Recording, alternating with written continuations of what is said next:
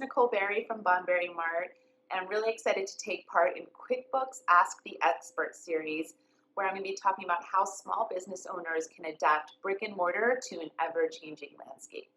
So let's get started. I have a business in New York City called Bonberi Mart, which is right behind me.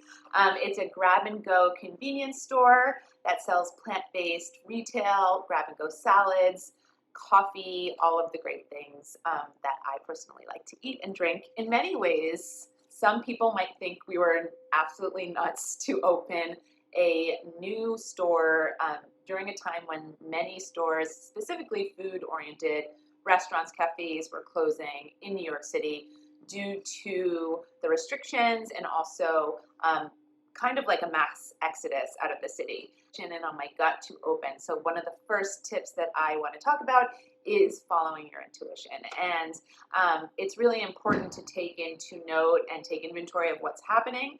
But if you believe in your concept and you believe almost if you build it, they will come mentality, I think that certainly serves you and it served us well because I truly believe that there was a need. So really carving out and understanding and identifying what that need is that you're offering. And if it's a real need, then go for it.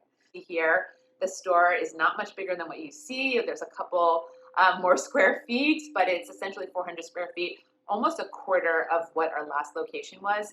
But we packed the shelves with our retail. We have a really packed fridge. And for me, smaller and a very curated selection allowed us to save expenses, number one, but also allow us to have more room in testing new products and rather than really being stressed by a very heavy rent overhead.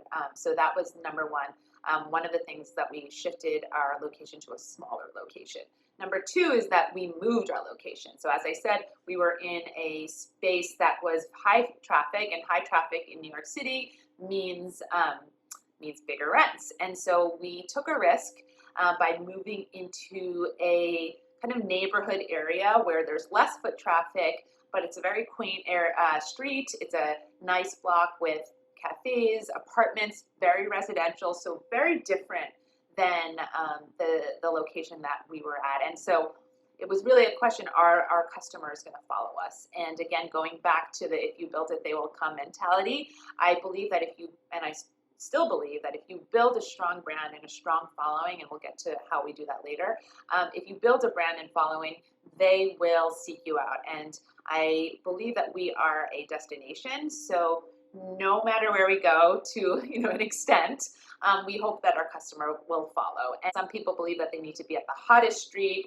where everyone is, but I truly believe that being off the beaten path can serve you well and also massively affect your bottom line. But really what helps me navigate this really turbulent time in our economy and in just our society was figuring out what's essential and what's non-essential, what is negotiable in our business and what's non-negotiable. And so I looked at our store and our offerings, and I really trimmed down what I believed was non-essential, and that's particularly like beauty. We sell a little bit of retail in our store. We have an apothecary section, we have a baby section, and we streamlined that because for us, our number one seller is our salad essential. Also, we took this time of the slower time of having less customers than usual. We opened in July where the city was very empty. We took that time to really analyze our food costs. And as a food-based business, whether you're a full-service restaurant or you're a grab-and-go or you're fast casual, food costs are essential. And we were, as a startup, really kind of playing catch up.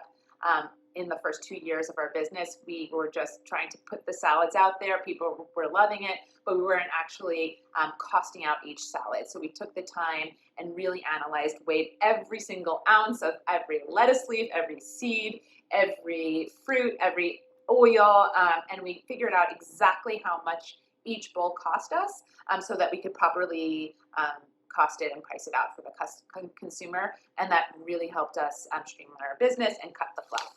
So really figuring out your core menu and making sure that you have like the essential things. When we opened, I think we offered 4 salads, 4 sides, and that was it. Like we slowly started integrating our specials, but for me, it was really important to have a core menu. And I think that also helps build comfort and trust with your customer, because they know, first of all, they know what to expect from you, but they also, then there creates buzz about that chickpea tuna, that dill Caesar, have you tried it? And that is how you also just grow buzz, I think, with your brands, assuming that it's good. And the last section is marketing. Marketing is obviously so important to a small business owner. For me, though, it's always the quality and the product that comes number one before the marketing. And I know that in this day and age, it's swapped, and the marketing comes first and the product comes later. But I'm very old school. I think that if the product speaks for itself, then people will come and you'll gain a reputation from that. So the number one thing is word of mouth. Social media, of course, and we can't underestimate social media. This business for me wouldn't exist without social media. First came my blog, my recipe blog, and second came my my Instagram. And this is where I would share these recipes, and then we built the brick and mortar, and people were able to come and identify the dishes that they had been making at home as grab and go things. So really important is social media, but don't underestimate the power of word of mouth. Just because you don't have a massive following, that doesn't mean anything. Actually, our Instagram for the store really only hit 10K 2 years later, and yet we still had a really healthy business because of walk-ins and people telling others that it was great. I think that incorporating social media influencers is a great way to have and increase your business. However, I don't believe you need to spend the dollars on it. I think that, again, if the product is good, it will speak for itself without having to pay for it. So that is my 2 cents. Okay, now time for questions. The first question is, did you have to change your point of sale to reach new customers? By Good Cheech. Okay, we did change and adjust our point of sale. A lot of customers, when we opened in July, weren't coming into the store. They weren't leaving the home, as they were advised to stay home and be safe. And we totally understood that and tried to bring our business to them. And the way that we did that is we engaged in social media to sell things or online, and we actually used QuickBooks to send invoices, monitor sales, and it was really kind of a nimble and small business way to engage with the customer and sell. I don't believe that if we were a larger business, we would be able to do that. So that was really helpful. And the second question is, does social media play a big role in your marketing strategy? Shelly T. McLeod.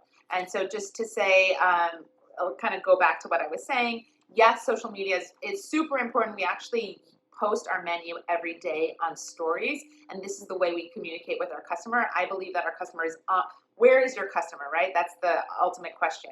Are they reading the newspaper? Are they on Facebook? Are they on other social media platforms? And ours are certainly on social media specifically. So that's how we communicate with them. They will see what the menu is that day and will come in. They will know if we're sold out of something, if we just received something. It's really amazing to see the exact engagement of when you post something to when someone walks into the store. Okay, how important is word of mouth when it comes to your business? By Abby Rogowski. I think, as I said, word of mouth is everything. Do not underestimate the basics of business, right? For some people, specifically for brick and mortar, so others, like other DTC brands, maybe only live on social media and only live digitally. But the whole point of brick and mortar is that engagement and that exchange, that personal exchange, that human exchange. So word of mouth is the ultimate human exchange. So really getting on the ground, whether it's giving out flyers, whether it's partaking in giveaways with other local brands and local stores, engaging in the community is really important, in-person IRL, because that's why brick and mortar exists. And so using those ways of communication to bring people into your store physically. Okay, and the last question is, what was the best piece of advice you received during The Pandemic from Fellow Entrepreneurs by Danielle McGrory. Well, Danielle, I think the best advice that I've ever received was from a friend and a peer, and it was lose the perfectionism. And I think this applies to almost any walk of life. Lose the perfectionism. Perfectionism can be paralyzing. And so if you think that you want things to be perfect and every, T is crossed, I is dot, it can prevent you from even going to market with something. And one of the examples for me is putting out our dressings and hot sauces because these are things that we included in our dishes, but people couldn't necessarily bring it home. And although my labeling wasn't so great and my packaging wasn't amazing, it wasn't pristine and perfect, I knew it was so good that I wanted people to try it. So we put it out anyway, and people love it. It's one of our best sellers. I'm so glad we did. And it allows us to test the product before going to market and going to scale and massive scale. And so if there's things that we need to shift, first of all, the budget is so much smaller, and you can be really nimble and shift with the customer demand. So not being perfect. Another thing is during the pandemic, going back to this environment, is don't underestimate how accommodating and understanding your customer is. Everyone knows that we're working kind of handicapped right now because so many things have changed and people are really just trying to survive.